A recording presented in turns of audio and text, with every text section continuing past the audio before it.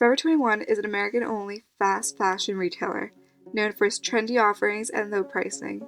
The store was founded in Los Angeles in 1984 by a couple from South Korea. Its first years of operations, sales totaled $700,000, and by 2013, there were more than 480 stores and revenue of $3.7 billion. Their sales peaked in 2015 with $4.4 billion in global sales that year. However, their sales began to decline and later plummeted after the CEO admitted to the company's misuse of cheap overseas labor in June 2019. This caused a 32% drop in sales, forcing the company to permanently become a discount store, where the main focus is to break even with the excess clothing they store. As the situation did not improve, they filed for bankruptcy in November of 2019. So where did Forever 21 go wrong?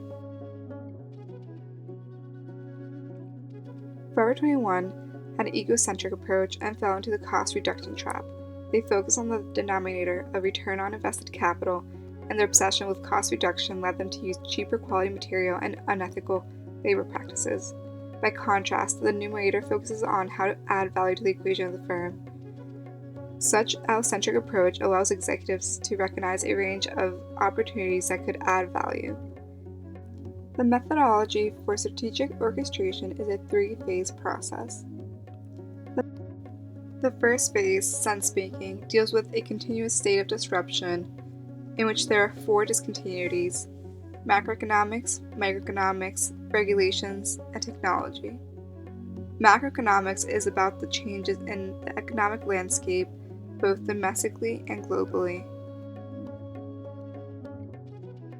Forever 21 must pay attention to the changes in demographics, import duty rates, income, and spending patterns. We're currently in a global recession due to the effects of the coronavirus and the plummeting oil prices. Many customers have lost their jobs and face lower disposable incomes as a result. While many service-oriented businesses have completely closed, Forever 21 has the luxury of shipping their clothes. Increased income causes higher rates of savings, while a decreased income causes higher rates of borrowing.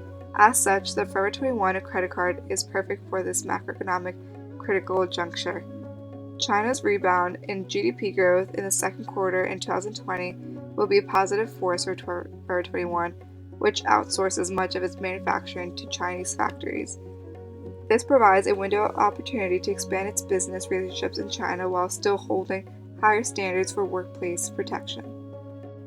Microeconomics is about being aware of the local or global psychosocio-geographic traits. Lower credit capacity for millennials have resulted in the increased usage of debit cards and less borrowing. This has discouraged buying on margin, and retail operations have seen a drop in store credit cards. Because millennials, which is the primary target for Forever 21, are denied general credit cards because of low credit, we can market their credit card as an effective way for millennials to begin working on their credit score. Increased consumer preferences for online shopping is an ideal opportunity for Forever 21 to partner with dropshippers to increase profits for the company. Regulations are the policies that shape the rules of the game.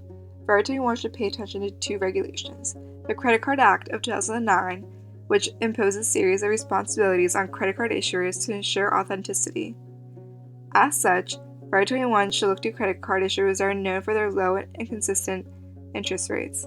These regulations will hold Forever 21 to a standard of authenticity that is consistent with the emphasis of transparency in the second phase, while simultaneously improving their public perception. Additionally, Forever 21 has taken advantage of an 18-year law to partner with manufacturers that pay workers reasonable wages.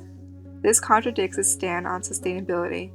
Therefore, Forever 21 should reconsider its relationships and change the nodes in its manufacturing process to companies with higher standards of workplace protection. Technology plays a huge role in our everyday lives, and companies need to use this to their advantage. Forever 21 can develop a system that compares their items to other brands with similar looks and compare the prices so customers can see what they can get for a much reasonable price. In-store screens can also display the organization of the store and the assortment of categories so people can save time looking for the product they want. An online tailor can also be implemented that finds certain pieces that would fit a body type best. Forever 21 can also be more involved with social media advertisements to catch the reader's attention and increase engagement. The second phase, connecting, deals with switching the mindset of classic strategy from egocentric to allocentric. Acellite is about utilizing its current value and creating partnerships and nodes with regions and firms utilizing their assets while providing value to each node. Identifying industry leaders to create a web of regional strengths and creating valuable propositions to customers. All of these offer the potential for a win-win relationship with a nominal competitor rather than a win-lose deal. They can partner with independent designers, bringing in unique and creative designs while offering them the experience of working with a large corporation and giving them exposure while also providing monetary compensation. They can work with popular social media influencers to market and improve brand reputation while they benefit from the paid partnerships and potentially launch campaigns with their unique designers. Collaborating instead of competing with competitors can also generate a win-win scenario. They can partner with stores like Fashion Nova or Zara and combine forces in manufacturing, as many clothing brands do share overseas manufacturing factories to reduce costs for both parties. And if they regularly purchase a commodity that a competitor also uses, combining to purchase at a higher volume level creates cost savings for both Fashion Nova or Zara and Forever 21. Collaborating to use recycled material can also improve the brand image for both companies. Additionally, they can also collaborate to create a yearly fast fashion week to form better connections with the community. As Forever 21 already has a store credit card, they can have a co-branded credit card instead that's part of a larger payment network such as Visa or MasterCard and can be used anywhere that accepts that payment network.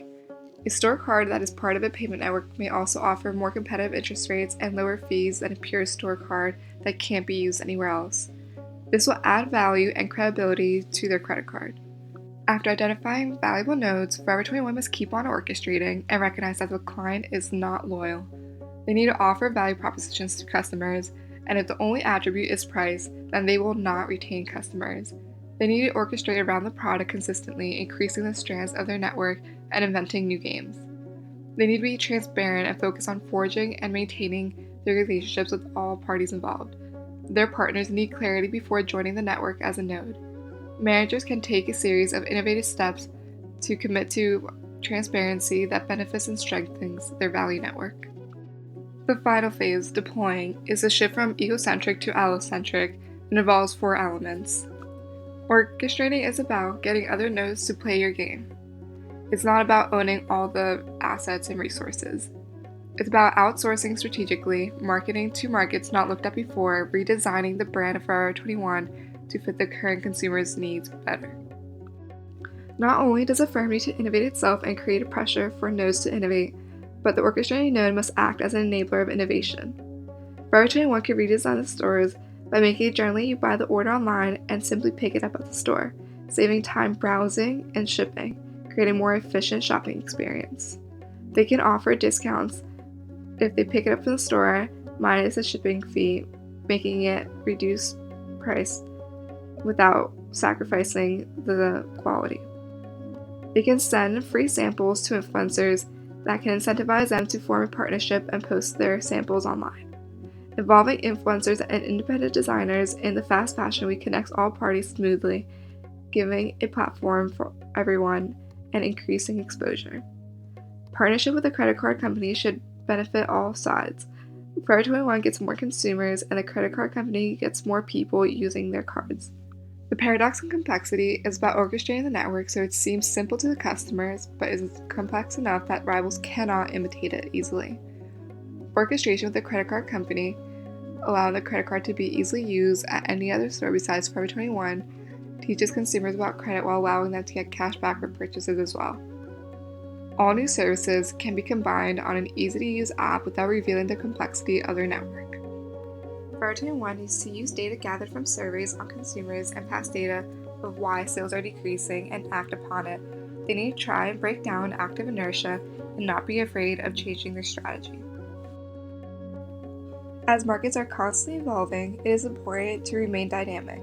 Many established companies keep answering the same questions and going back to the same set of notions, which leads them to the wrong assumptions and similar products. On the other hand, orchestration requires keeping the network dynamic and open to seizing new opportunities as they emerge, and to avoid being trapped in tired business models.